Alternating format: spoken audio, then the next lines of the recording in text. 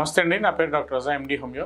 ఈరోజు మళ్ళీ కామన్గా మనం డే టు డే ప్రాక్టీస్లో మనం చూసే కామన్ కండిషన్స్ అంటే బిట్వీన్ 35 to 45 ఇయర్స్ ఏజ్ గ్రూప్లో బాలనైటిస్ అంటే అంగం ముందు భాగాన చర్మం పగలటం కానీ, చర్మం వాపు రావడం కానీ, లేదంటే ఫోర్ స్కిన్ దగ్గర క్రాక్స్ అంటే మనకి పెనైల్ హెడ్ దగ్గర క్రాక్స్ లాగా రావడం కానీ, ఫోర్ స్కిన్ ముందు ఏదైతే మనకి పర్ప్యూస్ ముందు ఫోర్ స్కిన్ ఏదైతే ఉంటుందో ఆ స్కిన్ అనేది వెనక రిట్రాక్ట్ అవ్వకపోవడం కానీ, లేదంటే during the time of intercourse అంటే ఫ్యామిలీ లైఫ్లో వాళ్ళకి ఒక రకమైన అనీజీనెస్, కలిసినప్పుడు బాగా నొప్పిగా మంటగా ఉండటం కానీ, ఆ స్కిన్ రిట్రాక్ట్ అవ్వనప్పుడు ఆ స్కిన్ మీద క్రాక్స్ అవి రావటం, అక్కడ నుంచి కాస్త బ్లడ్ అది డిశ్చార్జెస్ అవి రావటం అనేది జనరల్గా జరుగుతూ ఉంటుందండి.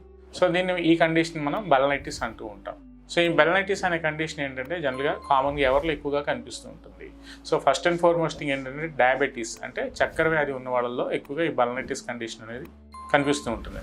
అలాగే ఒబేసిటీ అంటే ఊబకాయం ఉన్న వాళ్ళలో కూడా ఈ కండిషన్ ఎక్కువగా కనిపిస్తూ ఉంటుంది. అలాగే కోమార్బిడిటీస్లో మనం తీసుకుంటే అన్కంట్రోల్డ్ హైపర్టెన్షన్ అధిక రక్తపోటు ఉన్న వాళ్ళలో కూడా ఈ బాలనైటిస్ కండిషన్ అనేది ఎక్కువగా కనిపిస్తూ ఉంటుంది.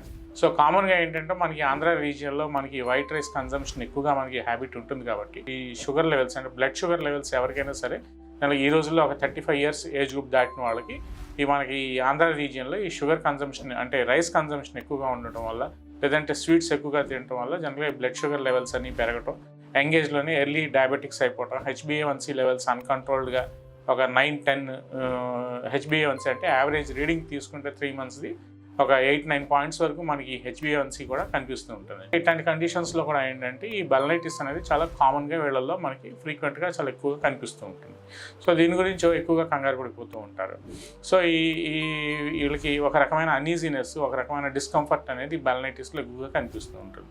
సో ఈ కండిషన్తో ఫస్ట్ ఎవరైనా మన దగ్గరికి వచ్చినప్పుడు ఫస్ట్ అండ్ ఫార్మోస్ట్ థింగ్ ఏంటంటే మనం చెక్ చేయాల్సింది వాళ్ళకి బ్లడ్ షుగర్ లెవెల్స్ చెక్ చేసి ఒకవేళ ఏదైనా ఈ షుగర్ లెవెల్స్ అని వీళ్ళలో ఎక్కువగా కనిపించడం కానీ, లేదంటే ఏదైనా బార్డర్ లైన్ డయాబెటీస్లో ఉన్న వాళ్ళకైతే ఫస్ట్ అది మనం డయాబెటీస్ కంట్రోల్ చేసుకుంటూ తద్వారా ఈ బాలనైటిస్ కండిషన్కి మన హోమియోపతిలో మనం ట్రీట్మెంట్ ఇచ్చుకోవచ్చు అని ఈ వీడియో ద్వారా నేను చెప్పదలుచుకున్నాను. అలాగే అసలు ఈ బాలనైటిస్లో ఇంకేమి లక్షణాలు ఉంటాయి.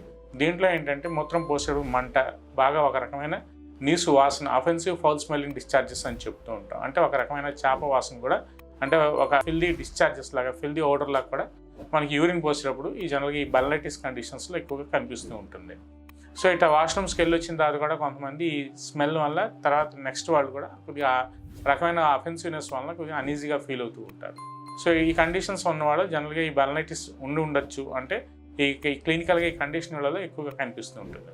అలాగే frequency of urge of micturition, ఒకసారి వాష్రూమ్కి వెళ్ళి వచ్చిన తర్వాత మళ్ళీ ఒక 5 to 10 minutes తర్వాత మళ్ళీ వీళ్ళకి బ్లాడర్ ఫుల్ అయినట్టు మళ్ళీ ఆ వాష్రూమ్కి యూరినల్స్కి వెళ్ళాల్సిన అవసరం అనేది వీళ్ళలో ఎక్కువగా కనిపిస్తూ ఉంటుంది. సో ఇట్లాంటి క్లినికల్ కండిషన్స్ మనం తీసుకుంటూ తద్వారా అసలు ఏముంది అనేది మనం ఒకసారి, అంటే ఈ లక్షణాలు ఎవరికైనా ఉంటే ఒకసారి మీరు మా క్లినిక్ వచ్చినప్పుడు ప్రాపర్గా ఒకసారి ఎగ్జామిన్ చేసి ఈ షుగర్ లెవెల్స్ కూడా మానిటర్ చేసి ఇంకా అదర్ కోమార్బిడిటీస్ ఏమైనా ఉన్నాయి అన్ని ఇవాల్యుయేట్ చేసి తద్వారా ఈ బాలనైటిస్ తగ్గించుకోవడానికి మనకి హోమియోపతిలో ట్రీట్మెంట్ ఉంది అని నేను ఈ వీడియో ద్వారా చెప్పదలుచుకున్నానండి. కొంతమంది చాలా లేట్ స్టేజెస్లో వస్తూ ఉంటారు. అంటే ఒక 6 months 1 year ఏదో వాళ్ళు సొంత వైద్యం తీసుకున్నాం, లేకపోతే షుగర్ లెవెల్స్ ఒక 300-400 పెంచుకున్నాం, లేదంటే HbA1c బాగా అన్కంట్రోల్డ్గా అయిపోయిన తర్వాత అప్పుడు వస్తుంటారు. అట్టా వచ్చినప్పుడు ఏమవుతుందంటే ఈ బాలనైటిస్ కండిషన్ మనం క్యూర్ చేయడానికి లేదంటే మొత్తానికి కంట్రోల్ చేయడానికి కొద్దిగా కష్టం అవుతూ ఉంటుంది.